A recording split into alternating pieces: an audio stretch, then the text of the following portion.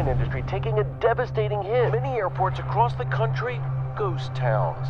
Planes littered with empty seats after travelers ground their trip over coronavirus fears. In pre-pandemic 2019, the Southeast Asian travel and tourism industry attracted 133.1 million travelers, contributing to $393 billion in GDP and 42.3 million jobs.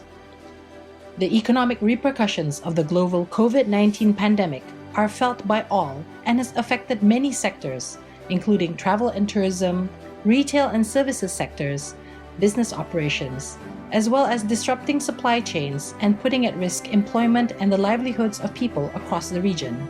A separate study in August 2021 found an overwhelming 98% of ASEAN business leaders surveyed were willing to travel in the next 12 months, and 89% had concerns on opportunity loss due to travel restrictions. The economic need to resume regional travel is clear.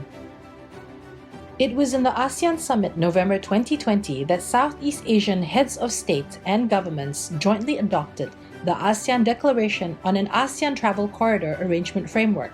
The Travel Corridor Framework is to explore and set up cross-border channels between ASEAN nations, resume the flow of business travel, trade and diplomacy, and in time, progressing to a safe and staggered reopening of tourism activities, while prioritizing public health safety at the same time.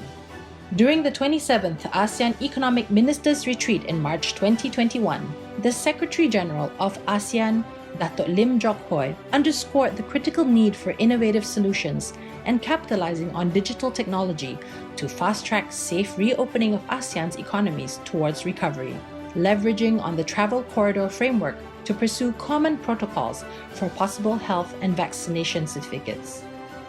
Later that year in September, the call for the implementation of the Travel Corridor Framework was made during the 53rd ASEAN Economic Ministers meeting and also called for the setting up of an ASEAN digital travel wallet.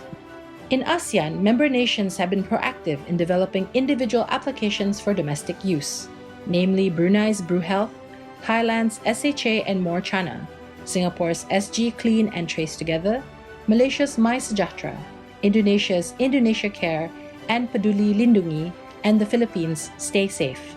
With all this in place, there is potential for these individual applications to be integrated onto a shared platform that can synchronize traveling protocols across ASEAN.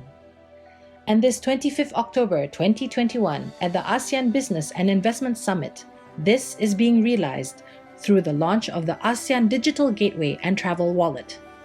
We welcome you to be a part of this exciting journey so that we all can once again travel, reconnect, recover, stronger, together, sama-sama.